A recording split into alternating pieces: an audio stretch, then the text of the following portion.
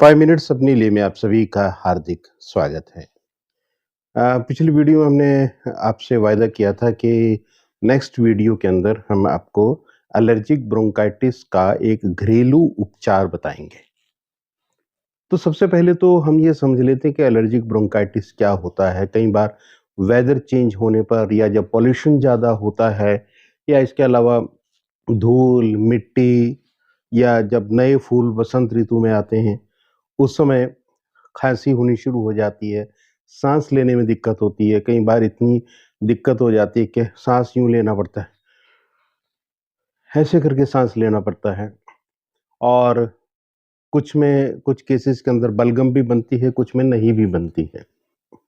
तो और बहुत मुश्किल हो जाता है, ज़िंदगी जीना बहुत मुश्किल हो जाता है। फिर हम एंटी एलर्जिक लेते हैं, एंटी एलर्जी के साथ-साथ हम कई बार एंटीबायोटिक्स भी लेनी पड़ती हैं, जब बहुत ज़्यादा बलगम बन जाती है। तो बहुत सारे परहेज़ करने पड़ते हैं और कुछ केसेज़ के अंदर तो ऐसा भी होता है कि डॉक्टर्स हमें सजेस्ट करते हैं कि इन्हेलर लें, या रोटा कैप्स आते हैं, कैप्सूल्स वो लें। कुछ लोगों को नेबुलाइज़ भी करना पड़ जाता है।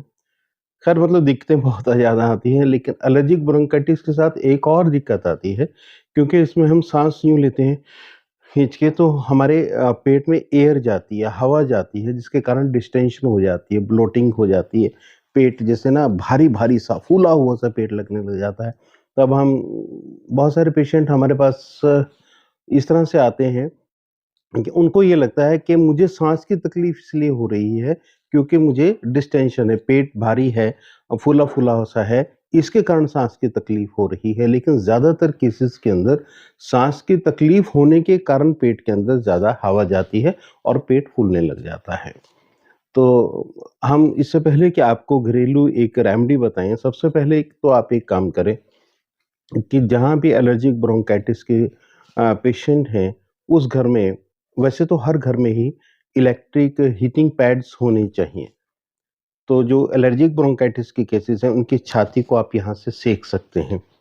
थोड़ी देर यहाँ से सिकाई की, थोड़ी देर बिल्कुल इसके बैक साइड, इसके पीछे की तरफ सिकाई कर दी और सिकाई करने के बाद ये ध्यान रखें, ख़ास तौर पे जिनको थोड़ी-सी बलगम भी बनती है, अपने हाथ को ये पोस्चर बनाएँ, देखिए ये इस तरह से, जैसे मैं बना रहा हूँ, और यहाँ से एग्ज़ैक्ट पीछे जो ये 2 स्कैपुला है दोनों साइड में, कंधे के पीछे की तरफ, उनके बीच में जो जगह है, वहाँ पे हल्का-हल्का सा टैपिंग कर दें। 10 बार यूँ करें, ठक, ठक, ठक, ठक, ठक, और पेशेंट को ये कहें कि अगर उसको बलगम निकलने की कोशिश करे, तो बलगम निकाल दें। खैर मैं ये नहीं कह रहा हूँ कि आप एलोपैथिक दवाइयाँ ना लें, जो दवाइयाँ आपको रिलीफ़ पहुँचाती हैं, वो ज़रूर लेते रहें।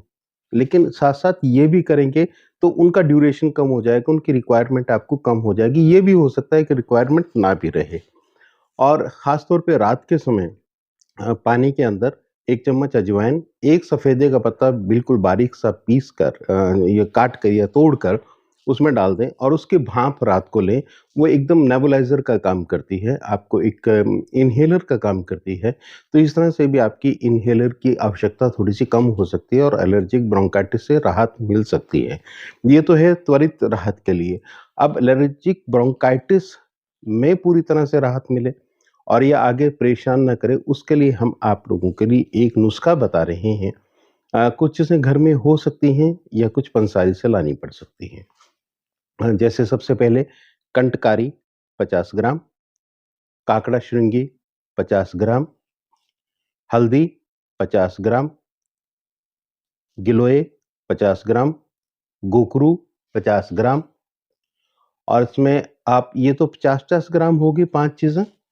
इसके बाद आप इसमें लेंगे सोमलता 20 ग्राम और पुष्कर मूल, एक पंसारी से आपको मिल जाएगी, वो भी 20 ग्राम।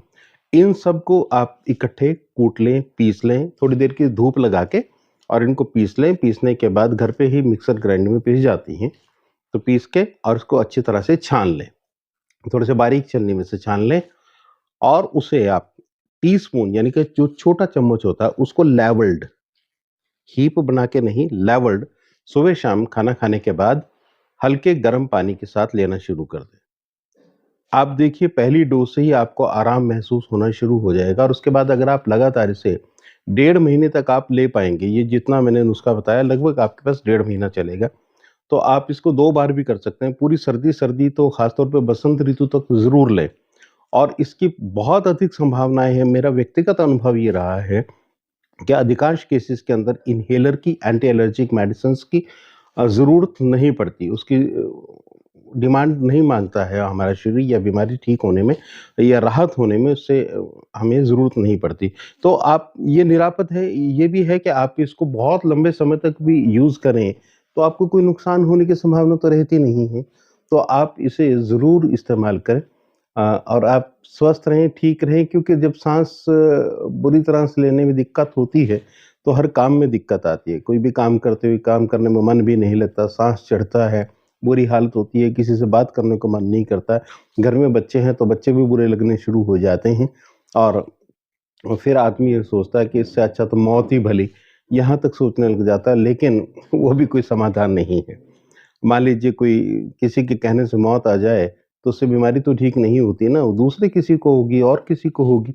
तो बेहतर ये है कि हर चीज़ से लड़ा जाए और लड़ के उसको ठीक किया जाए और लड़ने का तरीका मैंने आपको बताया कि जिसमें भाँप लेना, अजवाइन और सफ़ेदे के पत्ते की भाँप लेना, सिकाई करना, गर्म सेक करना, बार-बार गर्म पानी पीना और इसके साथ-साथ मैंने जो आपको नुस्खा बताया उसे 1 चम्मच सुबह-शाम हल्के गर्म पानी के साथ लेना।